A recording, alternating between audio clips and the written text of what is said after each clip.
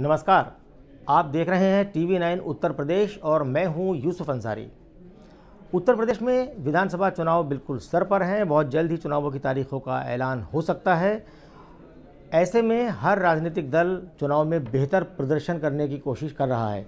BJP के सामने जहां अपनी सरकार को बचाने की बड़ी चुनौती है, वहीं विपक्षी दलों में समाजवादी पार्टी ये चाहती है कि हर कीमत पर वो बीजेपी की सरकार को चुनाव में धराशायी कर दे। समाजवादी पार्टी को ये लगता है कि चूँकि उसने अपने आप को बीजेपी के विकल्प के रूप में पेश किया है, लिहाजा उसे मुसलमानों का भरपूर वोट मिलेगा और वो चुनावी बाजी जीत लेगी।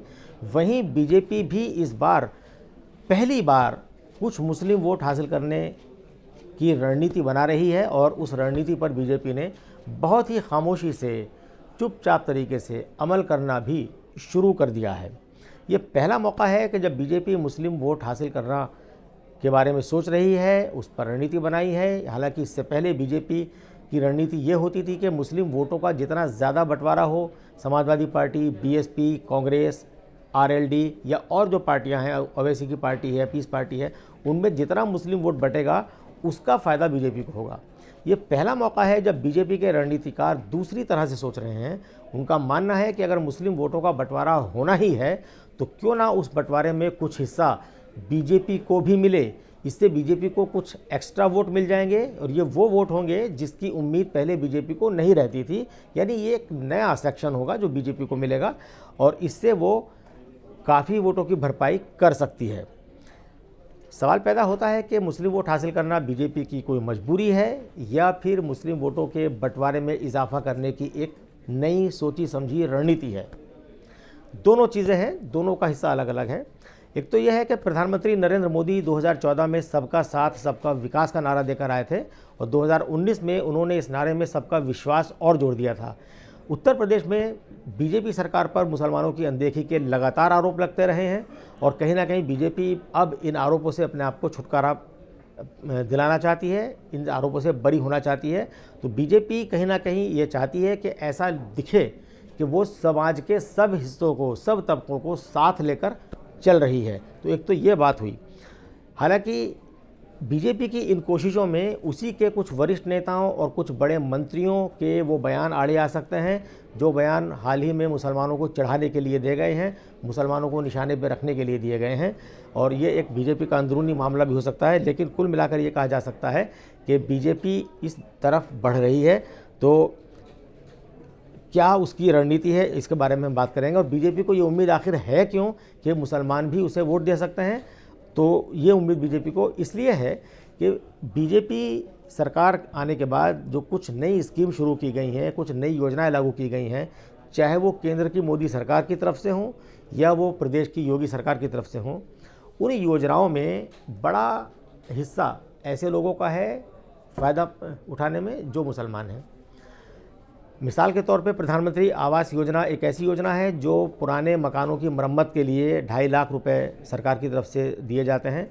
तो ऐसे बहुत से मुसलमान हैं, गरीब मुसलमान, जो बरसों से मकान का सपना सजाए पाले हुए थे लेकिन उनका मकान का सपना पूरा नहीं हो पा रहा था और इस योजना के तहत उन्हें आखिरकार उनके सिर पर एक पक्की छत बन गई। एक और योजना है आयुष्मान भारत। आयुष्मान भारत में 5 लाख तक का फ्री इलाज मिलता है। उत्तर प्रदेश में बहुत सारे ऐसे मुसलमान हैं जिन्होंने इस योजना का फ़ायदा उठाया है और वो उनकी जो कैपेसिटी नहीं थी गंभीर बीमारियों का इलाज कराने की, तो इस योजना के तहत उन्हें कई लाख रुपए का इलाज फ्री मिल पाया है। और इससे एक फ़ायदा ये ज़रूर हुआ है कि बीजेपी के प्रति जो नफ़रत का भाव बहुत ज़्यादा था उसमें कमी आई है, वो धीरे धीरे डिफ्यूज़ हो रही है और लोग ये बात कहने लगे हैं कि ठीक है, बीजेपी सांप्रदायिक राजनीति करती है, हिंदुवाद की राजनीति करती है, लेकिन कहीं ना कहीं उससे गरीब तबके को फ़ायदा हो रहा है। इसी तरह उज्ज्वला योजना है या जो सरकारी राशन बंटा गया पिछले 1 साल में कोरोना काल में, वो उसमें भी मुसलमानों की हिस्सेदारी अच्छी खासी रही है। तो बीजेपी की नज़र ऐसे लोगों पर है कि जिन्होंने सरकारी योजनाओं से फ़ायदा उठाया है। बीजेपी के लोग उन्हें जाकर ये बात समझाएंगे कि साहब अगर आप बीजेपी को वोट देंगे तो इस तरह से आपको और भी आगे चल के फ़ायदा हो सकता है और फ़ायदा उठाने वालों का दायरा भी बढ़ सकता है। तो इन वोटरों से बीजेपी को उम्मीद है कि ये उसे अगले चुनाव में वोट दे सकते हैं। इनके वोट कैसे हासिल किए जाएंगे, इसको लेकर के बीजेपी ने एक रणनीति बनाई है। उत्तर प्रदेश में कुल मिलाकर के 1,63,000 पोलिंग बूथ हैं और इनमें से करीब 50,000 के आसपास पोलिंग बूथ मुस्लिम बहुल इलाकों में आते हैं। बीजेपी के पास आज की तारीख में मुसलमानों के बीच एक अच्छा संगठन है। बीजेपी का जो अल्पसंख्यक मोर्चा है उससे काफ़ी लोग जुड़े हुए हैं और बीजेपी ने जो बूथ लेवल की कमेटियां बनाई हैं उसमें हर बूथ पर 2 मुस्लिम कार्यकर्ता रखे जाने की शर्त रखी है और ये 9 अक्टूबर को बैठक हुई थी जो प्रदेश के संगठन प्रभारी हैं सुनील बंसल उनके नेतृत्व में, और उसमें ये तय हुआ था कि इन 50,000 बूथों पर जो बूथ कमेटी बनेगी उसमें 2 मुसलमान रखे जाएंगे और हर कार्यकर्ता को जिम्मेदारी दी गई है कि वो कम से कम 15 लोगों के वोट बीजेपी के पक्ष में डलवाए।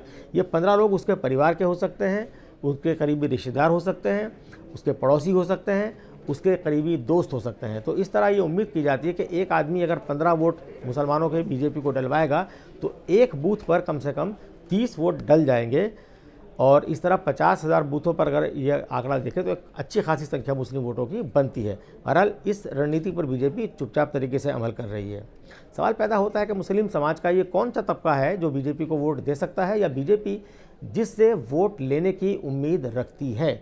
तो मुसलमानों का ये तबका ओबीसी का है, जिसे पसमानदा मुसलमान सियासी भाषा में कहा जाता है, जो विकास की दौड़ में छूट गए हैं और जिन्हें हम जो ओबीसी यानी पिछड़े वर्ग के मुसलमान हैं, जिसमें अंसारी आते हैं, इसमें कुरैशी आते हैं, इसमें जो उस्मानी आते हैं, इसमें अलवी आते हैं। तो ये वो तबका है जो दूसरी पार्टियों में हमेशा हाशिए पर रहा है।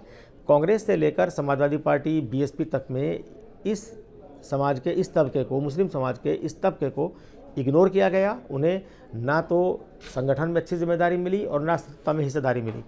तो ये तबका अपने आप को राजनीति में हाशिए पर पाता है और बीजेपी के रणनीतिकारों को लगता है कि अगर समाज के, मुस्लिम समाज के इस पिछड़े तबके को हम अपने साथ जोड़ लेते हैं तो एक मुस्लिम समाज में बीजेपी की अच्छी छवि बनेगी और मुस्लिम समाज में बीजेपी पैठ कर पाएगी।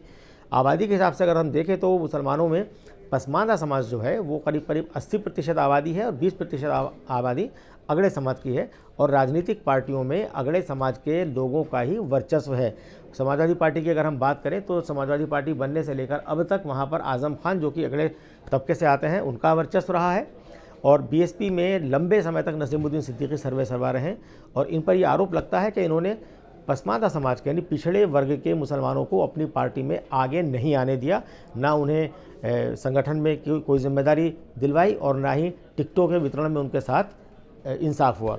तो ये एक जो सॉफ्ट टारगेट बीजेपी के लिए लगता है और बीजेपी इस पर काम कर रही है खामोशी के साथ। तो ये तबका बीजेपी की तरफ कितना आएगा, बीजेपी ने इस तबके को लुभाने के लिए अब तक क्या किया है, इस पर भी एक छोटी सी नज़र डालते हैं। बीजेपी 2014 में जब प्रधानमंत्री नरेंद्र मोदी बने उसके बाद बीजेपी ने अपने राष्ट्रीय अल्पसंख्यक मोर्चे के अध्यक्ष अब्दुल रशीद अंसारी को बनाया जो कि 5 साल रहे।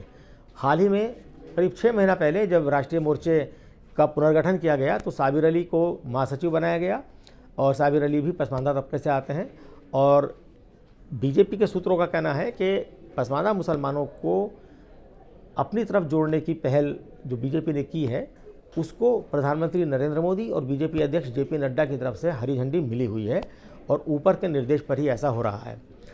जो राष्ट्रीय अल्पसंख्यक आयोग है उसमें उपाध्यक्ष हैं आतिफ रशीद, वो भी पिछड़े तबके से आते हैं और इस तरह यूपी के अंदर जो अल्पसंख्यक आयोग है वहाँ अशफाक सैफी को अध्यक्ष बनाया गया है, वो भी पसमानदा तबके से आते हैं।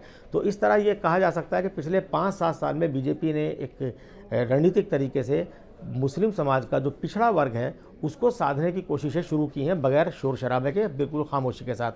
अब वोट की राजनीति में इनको वोटों में तब्दील करने की स्ट्रेटेजी चल रही है कि हर बूथ पे मुस्लिम कार्यकर्ताओं को 15-15 वोट लाने की जिम्मेदारी अगर दी गई है तो ये एक बीजेपी के हिसाब से एक अच्छी रणनीति है। मुसलमान बीजेपी को वोट देंगे या नहीं देंगे ये वक्त बताएगा। चुनाव में क्या मुद्दे हावी होंगे, चुनाव में माहौल कैसा रहेगा, बीजेपी का उम्मीदवार किस तरह बिहेव करता है, क्या बयान देता है, तो उस पर डिपेंड करेगा कि वो वोट उनको मिलेगा या नहीं मिलेगा। लेकिन पहली बार बीजेपी कोशिश कर रही है तो ये माना जाना चाहिए कि बीजेपी मुसलमानों को लेकर बीजेपी की सोच में भी कुछ ना कुछ बदलाव होता रहा है। इस बारे में कुछ और हमारे पास अपडेट होगा तो हम आपके साथ शेयर करेंगे, कुछ और मुद्दों पर भी बात करेंगे। फिलहाल मुझे इजाज़त दीजिए, नमस्कार।